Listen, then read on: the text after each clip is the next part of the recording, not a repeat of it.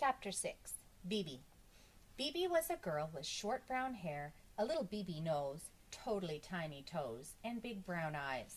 Her full name was Bebe Gunn. She was the fastest draw in Mrs. Jewell's class.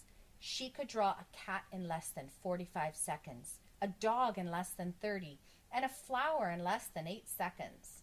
But of course, Bebe never drew just one dog or one cat or one flower. Art was from 12:30 to 1:30. Why, in that time she could draw 50 cats, 100 flowers, 20 dogs, and several eggs or watermelons. It took her the same amount of time to draw a watermelon as an egg. Calvin sat next to Bebe. He didn't think he was very good at art. Why, it took him the whole period just to draw one airplane. So instead, he just helped Bebe. He was Bebe's assistant. As soon as Bebe would finish one masterpiece, Calvin would take it from her and set down a clean sheet of paper. Whenever her crayon ran low, Calvin was ready with a new crayon. That way, Bebe didn't have to waste any time. And in return, Bebe would draw 5 or 6 airplanes for Calvin. It was 12:30, time for art. Bebe was ready. On her desk was a sheet of yellow construction paper. In her hand was a green crayon. Calvin was ready. He held a stack of paper and a box of crayons. "Ready, Bebe?" said Calvin. "Ready, Calvin," said Bebe. "Okay," said Mrs. Jewell. "Time for art." She had hardly finished her sentence when Bebe had already drawn a picture of a leaf. Calvin took it from her and put another piece of paper down. "Red," called Bebe.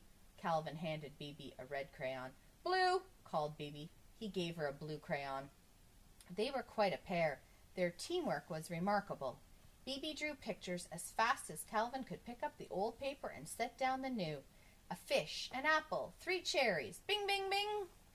At 1:30, Mrs. Jewell announced, "Okay, class, art is over." Bebe dropped her crayon and fell over on her desk. Calvin sighed and leaned back in his chair. He could hardly move. They had broken their old record. Bebe had drawn 378 pictures. They lay in a pile on Calvin's desk. Mrs. Jewell walked by. "Calvin, did you draw all these pictures?" Calvin laughed. "No, I can't draw. Bebe drew them all." "Well then, what did you draw?" asked Mrs. Jewell. "I didn't draw anything," said Calvin. "Why not? Don't you like art?" asked Mrs. Jewell. "I love art," said Calvin. "That's why I didn't draw anything." Mrs. Jewell did not understand.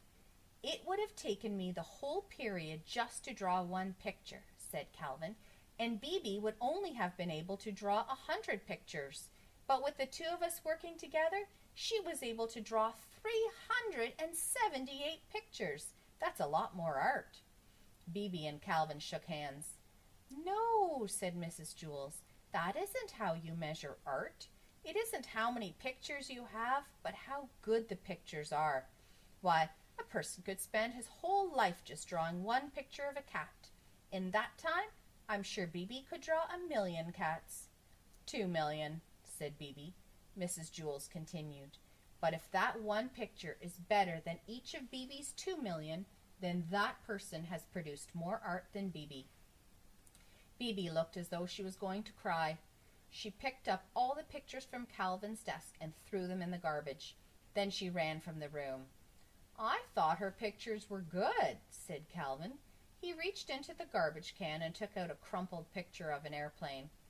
Bebe walked outside into the playground. Louis, the yard teacher, spotted her. "Where are you going?" he asked.